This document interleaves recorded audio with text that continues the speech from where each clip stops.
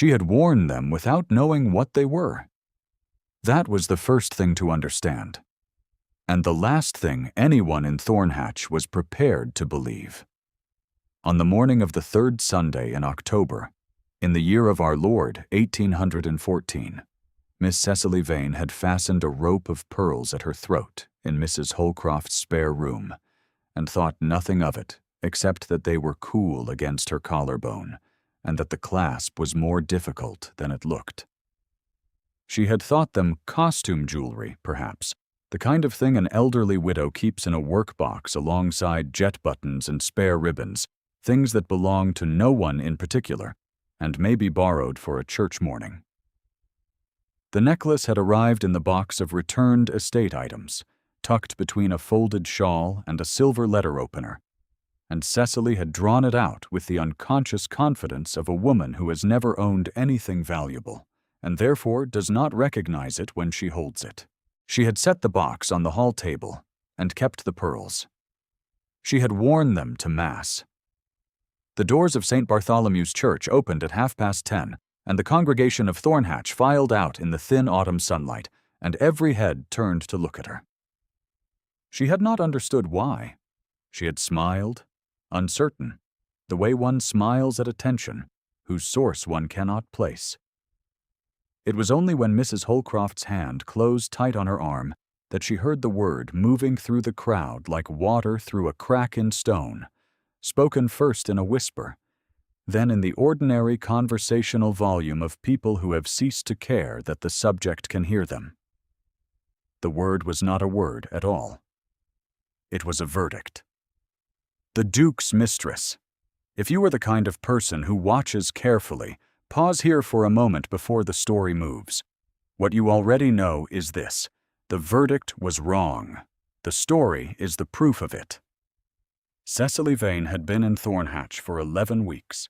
She had arrived in late July with a trunk containing 3 gowns, a collection of her father's sermon notes that she could not bring herself to leave behind, and the faint determination of a woman who has learned to expect very little and to manage that little with precision. Her father, the Reverend Arthur Vane, had died in May of an inflammation of the lungs so sudden and so thorough that by the time Cecily returned from her errand in the next village, the man who had been correcting his Sunday text at noon was gone before supper. The living had passed to his replacement with the unceremonious efficiency of church administration. The vicarage had passed with it. Cecily had been given 3 weeks to remove herself and everything she owned. Mrs. Holcroft had been her father's oldest correspondent and his oldest friend, and she had written within a fortnight of the funeral offering what she called a position. It was understood between them that the position was partly charity.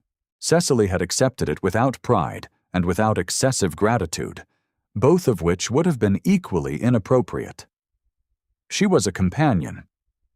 She read aloud, she wrote letters, she organized the household accounts. She sat with Mrs. Holcroft in the evenings, when the old woman's joints would not permit card games, and conversation was all that remained. She was not paid generously. She was housed, fed, and treated with the consideration due a gentlewoman in reduced circumstances, which was more than she might have expected elsewhere. The pearls had come to her on a Wednesday morning. Mrs. Holcroft had received a letter from the Ravenmore estate solicitor informing her that the Duke of Ravenmore intended to inspect the properties left to him by his late wife, and requesting the return of any items belonging to the Ravenmore household that might have passed to her care during the Duchess's illness the previous winter. Cecily had been dispatched to the Dower House with a covered basket and a list. She had presented the basket to the Dower House housekeeper, a woman named Prentice, whose manner suggested she had been hired specifically to discourage conversation. Prentice had returned the basket half an hour later with the items accounted for, and a few additions of her own: a book of pressed flowers, the folded shawl, and a small velvet pouch that Cecily did not open until she was back in Mrs. Holcroft's hall. The pearls had slid into her palm cool and faintly luminescent. 3 strands of matched sea pearls graduating from a clasp that caught the light in a way that suggested it had been made by someone who cared. Cecily had placed them in the workbox on the mantelpiece and thought nothing further of it. Mrs. Holcroft had not told her they were valuable. Mrs. Holcroft had not, Cecily would later understand, seen them at all. It did not occur to her to wonder why a housekeeper assigned to return estate property would include a piece of jewelry rather than retain it for the estate inventory. It did not occur to her because it did not occur to her that anyone would do so deliberately. She had been the vicar's daughter for 24 years. She had learned very thoroughly how the world worked. She had not learned this particular lesson yet. The first time someone called her by that name aloud, it was Prentice herself. The morning after the basket's return, Cecily was in Mrs. Holcroft's drawing room when she heard the housekeeper's voice in the hall below, low but carrying in the way of voices that mean to be overheard. "She is wearing the Ravenmore pearls," Prentice said to Mrs. Holcroft's kitchen maid. "Everyone will know what she is." Cecily set down her pen. She sat for a moment with the careful stillness of a woman deciding not to react to what she has heard. Then she returned to the letter she was transcribing and did not ask Mrs. Holcroft about the pearls, and did not remove them, and did not allow herself to consider what it meant, because she was 11 weeks employed and she did not have the luxury of certainty. She wore them to Mass 2 days later because they were the nicest thing she owned. Edmund Caverley, Duke of Ravenmore, arrived in Thornhatch on the Friday before the Sunday of the Pearls, and his arrival was the kind that precedes itself. Carriages seen on the Kensham Road on Thursday afternoon, lanterns at the great house windows by Thursday evening, the news distributed through every parlor and kitchen in the village, with the efficient malice of a community that had been waiting for something to talk about. He was 34 years old, and he had not been to Thornhatch in 14 months. His wife had died here in the spring.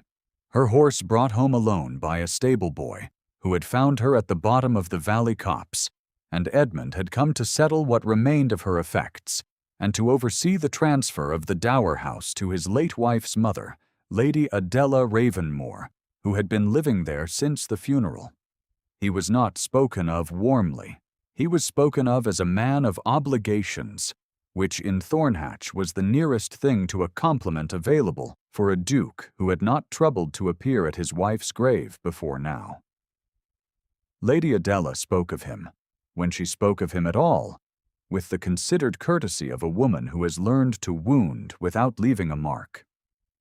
He had been an adequate match for her daughter, she allowed. He had not been a tender one. Cecily did not attend the dinners at the great house. She was a companion, not a guest, and no invitation was extended to her. She was aware of the Duke of Ravenmore the way one is aware of weather, something large and determining taking place at a distance whose effects will eventually arrive. She had not spoken to him and did not expect to. On the Thursday evening before the Sunday of Mass, she was in Mrs. Holcroft's garden at 10:30 at night, reading aloud to Nell. Nell was Mrs. Holcroft's granddaughter, 6 years old, feverish for the 3rd consecutive day, and unwilling to sleep. The child's mother had gone to Kensham for the week on family business, and Mrs. Holcroft's joints had confined her to her room by 9. Cecily had meant to retire. She had come to check on the child, and found her sitting up in the garden doorway in her nightgown with her hair damp and her eyes too bright, holding a picture book she could not yet read. It had seemed, in the moment, entirely obvious that she should sit down beside her and read it aloud. She had been reading for 2 hours. The feverish child had fallen into a half-doze against Cecily's arm, and Cecily was on the 4th page of a natural history of British birds, and had just reached the red kite when she became aware that someone was standing at the garden gate. She looked up. The Duke of Ravenmore was standing at the garden gate. He was not a man who announced his presence. He was simply there in the darkness beyond the gate, one hand on the latch, his profile turned partly toward the house and partly toward her. He was tall, in the way of men who have not learned to minimize themselves in doorways, used to sufficient space, unaware of the habit. His coat was dark, and his cravat was white in the low light from the windows, and his face, when he turned it, was the face of a man who had not expected to see what he was looking at, and was now deeply still in response to it. He said nothing. She did not speak to him. She was holding a sleeping child and a book about birds, and she was a companion, not a guest. And there was no frame of propriety available for the current situation. She lowered her voice and finished the page, and turned to the red kite's habits of flight.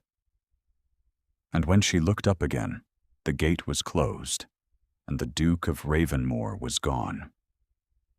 She did not know what he had seen. She did not know that what he had seen had remade something he had sealed shut 14 months before. He had been at Mrs. Holcroft's to collect the household accounts his estate steward had requested, which could have waited until morning, and which Edmund had offered to retrieve himself for reasons he did not fully examine. He had come around the far side of the house because the front door had been dark. He had not planned to stand at the gate for 5 minutes listening to a woman read about red kites to a sleeping child in the October garden. He had not planned anything that had happened in the last 5 minutes.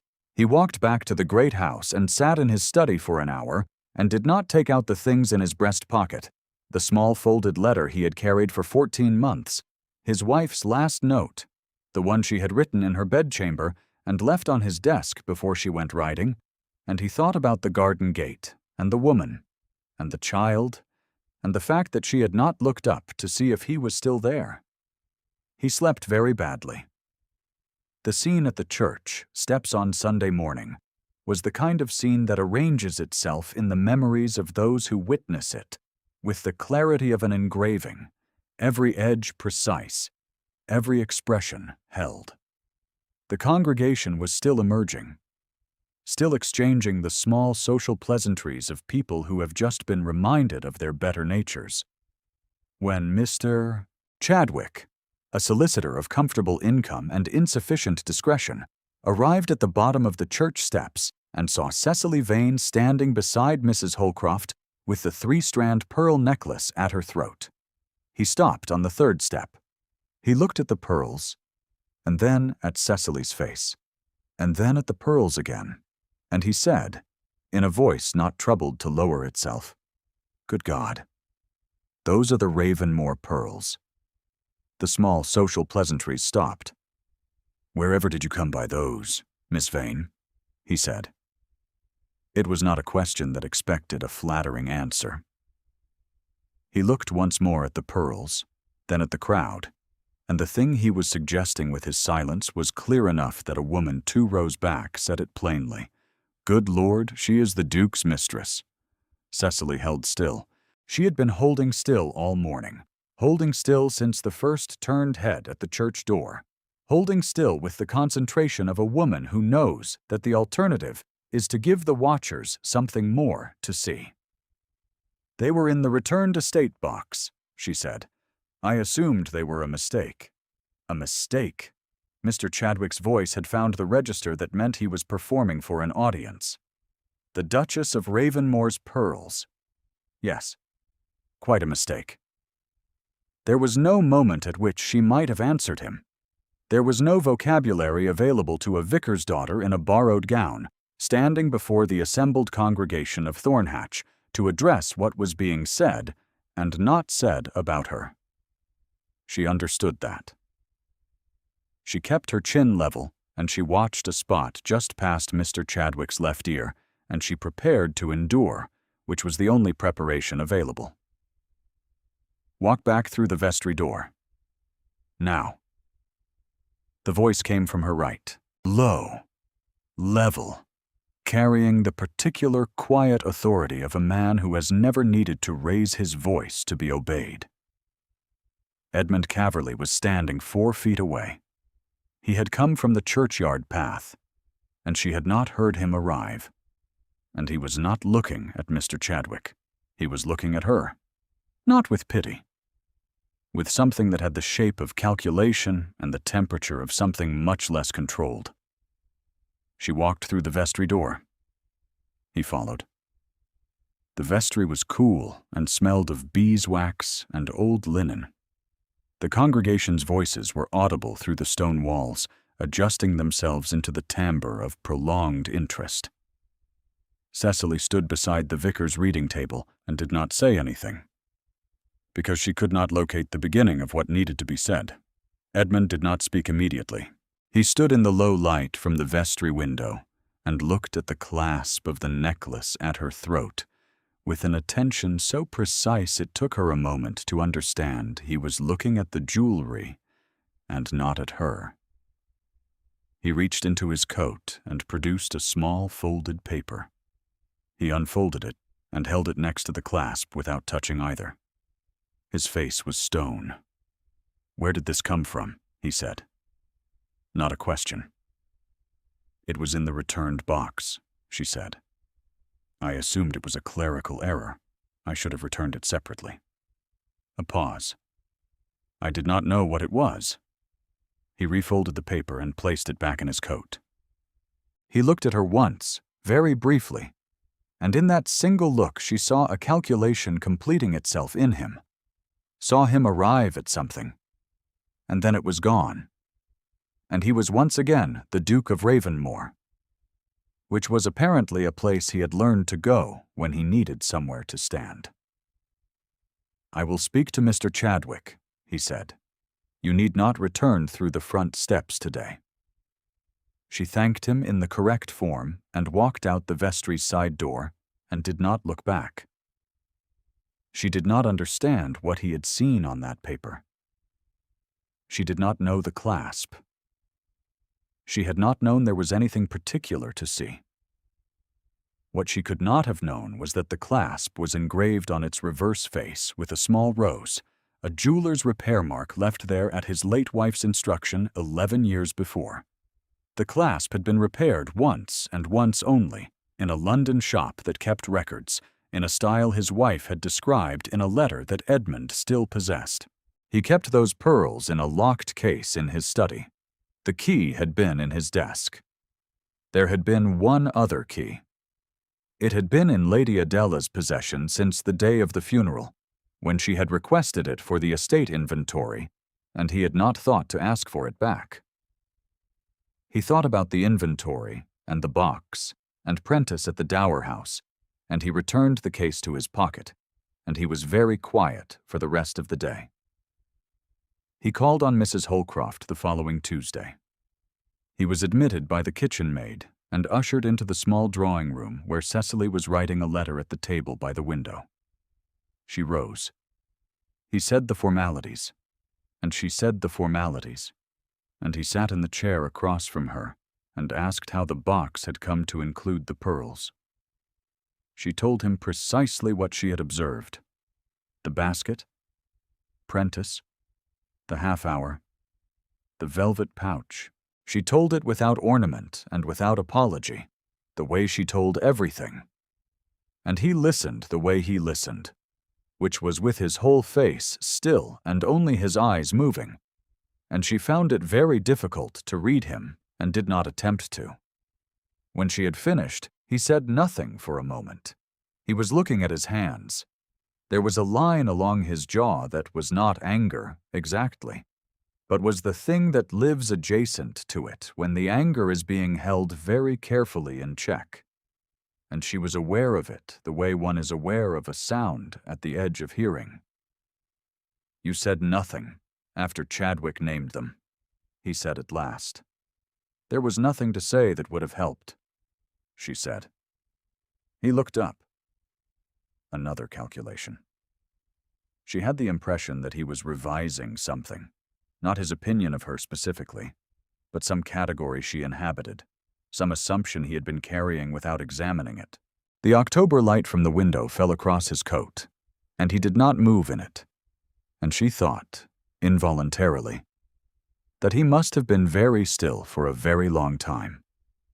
Long before the pearls and the church steps, long before Thornhatch. "You are Arthur Vane's daughter," he said. She said she was. He nodded, as though a fact he already possessed had been confirmed from another direction, and now weighed more than it had. Then, after a moment, looking not at her, but at the window. Your father came to the house the winter before my wife died. She was unwell, and he called regularly. He sat with her for an hour one afternoon, and she spoke to him about things she did not speak to me about. A pause, in which she heard the shape of something he had been carrying for longer than 14 months, something that had solidified into the form of blame and aimed itself somewhere close to home. He told me afterward that I should not wait for convenient moments, that there are very few convenient moments, and most of them appear to be something else. She was quiet. He had not meant to say that.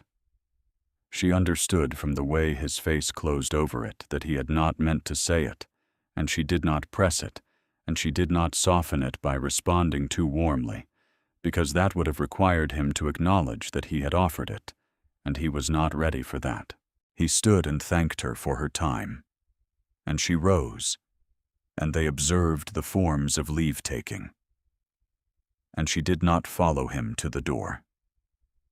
She stood at the window and watched him walk down the path to the gate and through it, and she felt the particular hollow quiet of a conversation that had been about something other than its stated subject. She did not know that he had stood at her gate 3 nights before. She did not know that he had gone directly home and written 2 letters, one to his solicitor in London and one to a jeweler in Kensham, and that those letters were even now receiving replies.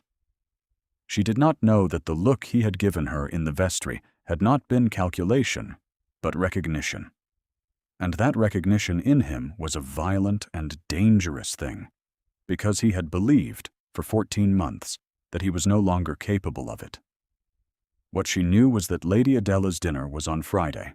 Lady Adela Ravenmore had organized her household around the principle that social advantage, managed correctly, could substitute indefinitely for love. She was 61 years old and had never found reason to doubt this, and she was not about to begin doubting it in October over a vicar's daughter and a box of returned estate items. She had arranged the Friday dinner with the efficiency of a woman who understood the tools available to her. Cecily would be there, brought by Mrs. Holcroft, who was the oldest friend of Lady Adela's late neighbor, and who could not be excluded without causing more talk than her presence. Miss Louisa Fenwick would be there, polished in ivory silk, positioned at Edmund's left. The letter would be produced before the fish course, casually, as one produces a curiosity one has only just discovered. Lady Adela had composed the letter herself, in a hand she had spent 3 evenings practicing to resemble Cecily's. It requested, in terms sufficiently deniable to avoid legal difficulty, but sufficiently suggestive to survive any other interpretation, that the Duke send Miss Vane a token of his esteem, and specifically the pearl necklace that he had apparently expressed willingness to part with. It was dated 2 weeks prior to the Mass Sunday. It bore a postscript about discretion. Cecily arrived at Lady Adela's house in Mrs. Holcroft's carriage and sat at the dinner table in her second-best gown, and ate the soup and listened to the conversation, and held herself very carefully still. She was aware of Edmund at the table's end. She was aware of Miss Louisa Fenwick at his left, her fair hair dressed with seed pearls, not the Ravenmore pearls, but seed pearls, which was a statement so legible it could have been read by the candles. She was aware that Lady Adela had been watching her since the fish course, with the small, satisfied expression of a woman attending to a clock she has wound. The letter appeared after the removes, between the syllabub and the tea things, produced from Lady Adela's sleeve with a murmur of apology for the awkward timing. She passed it to Edmund without ceremony, as though it were a household account that had arrived at an inconvenient moment and not a document assembled to destroy someone at his table. Edmund read it. The candles burned. The syllabub went untouched at 3 settings. Someone's fork was set down too carefully. Louisa said, very softly, into the pause. Your companion, your Grace. The mistress everyone already names her. Cecily watched Edmund's face. She had been watching it all evening without meaning to, reading it the way one reads weather, trying to understand what it meant before it arrived. What she saw now was not anger. It was not disbelief. It was a quality of stillness she recognized. The same stillness the stone of a wall has when it has decided not to give way, and beneath it she saw nothing at all, nothing. He placed the letter beside his plate.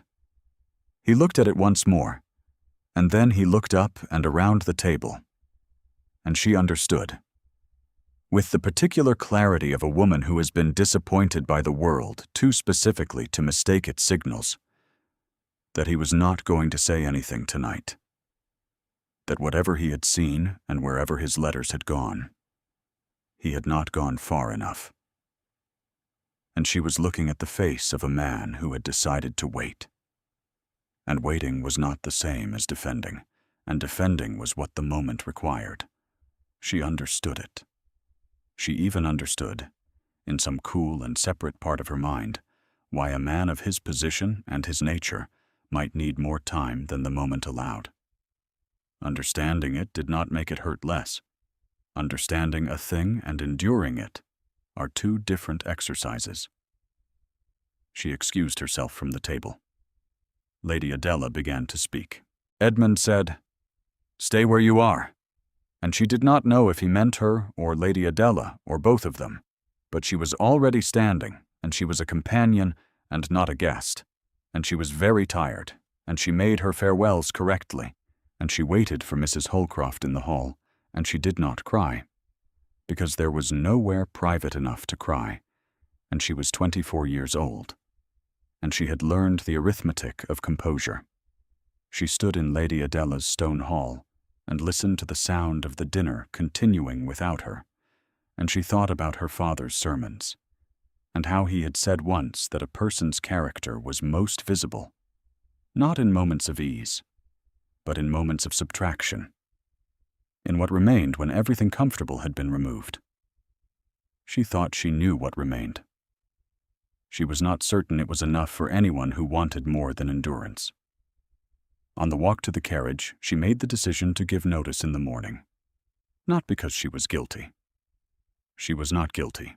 She understood that clearly, even if no one else did.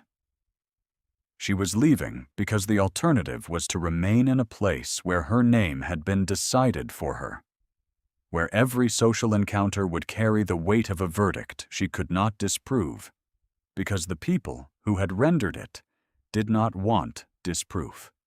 She was leaving because she was the vicar's daughter, and she was tired, and the pearls were locked in the workbox, and she could not bear another fortnight of Mr. Chadwick's voice.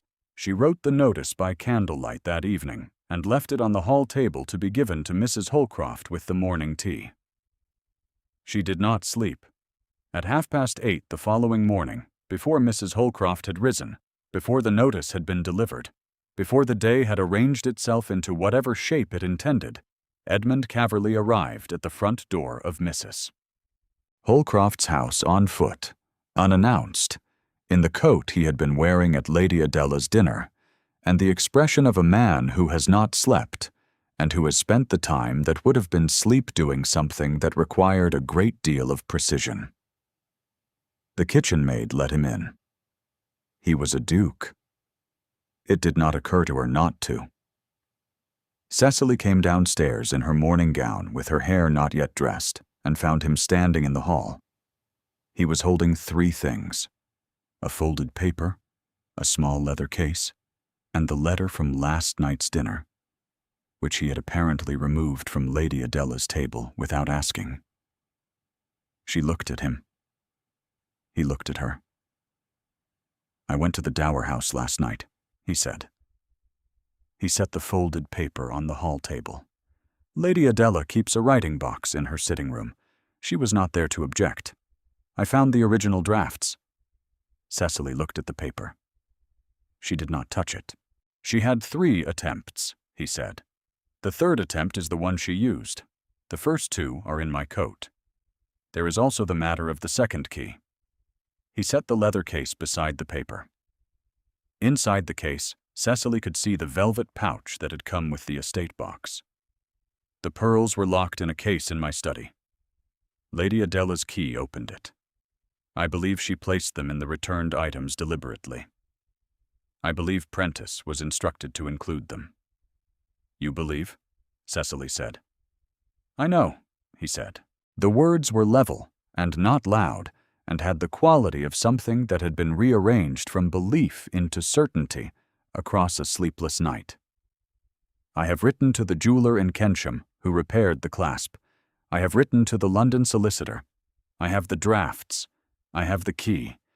I have 2 footmen who were in the study corridor that afternoon, and can account for who entered and who did not." A pause. I should have moved more quickly. She looked at him for a long moment. "You looked at that letter last night and said nothing." He did not deny it. He looked at something past her shoulder and then back at her face. "I was trying to understand it," he said. "I was trying to understand how it had been done, not whether it had been done. I should have said that. I am sorry I did not." She had not expected the apology. She absorbed it in silence, and then said, with the precision she brought to every difficult exchange, "What do you intend to do about Lady Adela's dinner?" he told her. Lady Adela had called another gathering. She had expected the letter and its aftermath to produce a convenient resignation from Mrs. Holcroft's household and a corresponding vacancy for Miss Fenwick, and she had arranged a small luncheon to consolidate the social temperature while the incident was still warm. Most of the same guests would be present. Mr. Chadwick would be present. Miss Louisa Fenwick would be present, in the ivory silk again, because Lady Adela had a pattern and she had not expected it to fail. Edmund arrived while the guests were still standing. Lady Adela was in the center of the room with a glass of wine and the expression of a woman who has arranged the furniture exactly as she wished and is waiting for someone to sit in it. She saw him come in, and she said, with the practiced warmth of 20 years of social mastery, "Edmund, my dear, we did not expect you." He was not looking at her. He was looking at the room, and the room was looking at him, and Cecily was beside him. She had come, and every eye in the room moved from his face to hers and back again, with the collective hunger of people watching something irreversible happening. Edmund reached into his coat and set the drafts on the table beside Lady Adela's wine-glass. Then the key. Then the letter from the previous evening, which he had apparently been carrying since he removed it from the table. "The pearls were placed on Miss Vane by deception," he said, to the room, "and not only to Lady Adela. I know whose hand placed them." Lady Adela's chin came up. "Edmund, this is hardly the occasion for private business. Miss Vane is my intended," he said. "This occasion is therefore precisely appropriate." The room went entirely still. Lady Adela looked at the drafts on the table. She looked at the key. She looked at the letter she had composed across 3 careful evenings, and which was now lying beside her wine-glass, like a confession she had not meant to give. Her fan stilled in her hand. She looked at Miss Louisa Fenwick, and Miss Louisa Fenwick looked back at her, and the look that passed between them was the look of 2 people who have bet on the same horse and watched it stop at the fence. Lady Adela opened her mouth and closed it. She was a woman of 61 who had managed this particular drawing room without error for longer than most of the guests had been alive, and she had no line prepared for this. She had simply not believed it possible that the evidence would be gathered before she had time to burn the drafts. "You have been in my rooms," she said at last, very quietly. "You have been in mine," Edmund said. Mr. Chadwick had gone a peculiar color. Several of the other guests had found sudden and urgent interest in the contents of their wine glasses. Miss Louisa Fenwick was looking at the wall with the expression of a woman who intends to forget she was present. Cecily was standing very still. She was standing the way she had stood on the church steps and at the vestry door, and at every other moment in the past 2 weeks when the world had required her to remain upright in circumstances that would have excused her for sitting down. She was looking at Edmund's profile. She had spent the walk over from Mrs. Holcroft's understanding something about him that she had not been able to see before, because she had been looking at his surface, and the surface was stone, and the stone had made her think the depth was the same. What she understood now was that the stone was discipline, not distance, and that the discipline had been built around something that was still very much present underneath it. He turned to look at her. He was not performing for the room now. The room was simply there, and he was looking at her. "If you are willing," he said, "I would like to speak to Mrs. Holcroft this afternoon." She said she thought that could be arranged. The luncheon did not recover. Lady Adela remained in the room with the particular composure of a woman who has nowhere else to go, her chin level and her fan finally moving again, and she accepted the exposure with the dignity available to a person who has been caught but not ruined, who has overreached in a direction that the world understood and was not prepared to condemn entirely, only to correct. She did not look at the drafts again. Edmund removed them from the table and placed them in his coat, and no further reference was made to their existence, because the reckoning had not been designed to destroy her. It had been designed to stop her. By the time the guests departed, she had stopped. Edmund spoke to Mrs. Holcroft that afternoon. Mrs. Holcroft wept, which was unexpected, and then offered advice about the Dower House tenancy arrangement that was brisk and specific, and suggested she had been thinking about this conversation for longer than the afternoon. Cecily sat in the window of the upstairs room and watched the October garden and the gate, and listened to the sound of someone in the hall below making an argument she had not asked anyone to make on her behalf, and she found that it was quite difficult to breathe, for reasons that had nothing to do with illness, and everything to do with the understanding that she was about to stop enduring. He found her at the gate when he came out. They stood on either side of it for a moment. He had the leather case in his hand. "These are yours," he said. "They were my wife's, but she and I did not have much use for sentiment, and what they are now is a record of what Lady Adela attempted. And I would rather they lived somewhere that remembers that than in a locked case in my study." She did not take them immediately. "You do not have to give me anything," she said. "I know that," he said. And then, after a moment, "I would like to give you a great deal more eventually.